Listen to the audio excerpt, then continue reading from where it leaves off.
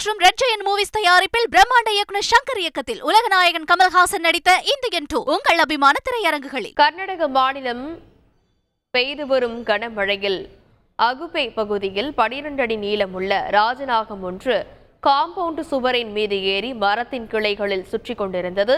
இதை பார்த்த பொதுமக்கள் உடனே வனத்துறை அதிகாரிகளுக்கு தகவல் கொடுத்தனர். தொடர்ந்து சம்பவ இடத்துக்கு வந்த வனத்துறை அதிகாரிகள் பாம்பை லாவகமாக பிடித்து வனப்பகுதியில் விடுவித்தனர்.